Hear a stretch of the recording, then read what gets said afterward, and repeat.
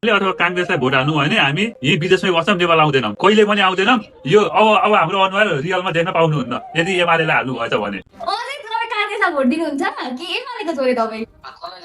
घन्टीलाई घन्टी बालेले प्रधानमन्त्री बनाउनु पर्दैन, बाले घन्टीमा हाल्नु। जसले पैसा दिन आउँछन् ल हाल्ने भोट भन्नु, पैसा लिनु, मासु भात खान पाए नि खानु, भित्र गएर देखाएर हाल्नु पाएन, खुसुक्क लाएर घन्टीमा प्लाट ठोकेर आउनु। यस्तो भिडियो हामीले फर्स्ट टाइम नै हेरिरहेको छौँ नेपाल इलेक्सनको टाइममा, र यो सोच्नु पर्ने नै कुरा हो कि यो पालि यस्तो किन भइरहेछ, किन बाहिर बस्ने नेपालीहरू, स्टुडेन्ट्स होस्, काम गर्ने नेपालीहरू बाहिर बस्ने, आफ्नो मम्मी बुवा, हजुरआमा हजुरबुवा, यिनीहरू सबलाई कल गरी यसो गर्नु त्यस्तो नगर्नु, यसलाई भोट दिनु त्यसलाई नभोट दिनु भनेर किन भनिरहेको छन् यो पालि। अब यो चाहिँ एउटा सोच्नुपर्ने कुरा हो। तर त्योभन्दा पनि ठुलो अर्को क्वेसन के छ भने कति नेताहरूलाई यो नराम्रो लागिरहेछ, कति पार्टीहरूलाई, कति मान्छेहरूलाई यो गर्नु ठिक होइन भनिरहेछन् होइन। यहाँ चाहिँ मोस्टली मान्छेहरू के भनिरहेछ भने यो चाहिँ एउटा अधिकार हो, मान्छेको पर्सनल राइट हो, यहाँ किन इन्फ्लुएन्स गर्ने, यसलाई भोट देऊ त्यसलाई भोट देऊ किन भन्ने, दिस इज नट राइट भन्छन् होइन। तर यहाँ सोच्नुपर्ने के कुरा हो भने नेताहरू आफ्नो आफ्नो क्षेत्रमा गएर घर दैलो प्रोग्राम गर्छन्। इच घरमा गएर मान्छे खाना खाइरह हुन्छ, आफ्नो काम गरिरह हुन्छ होइन, त्यहाँ गई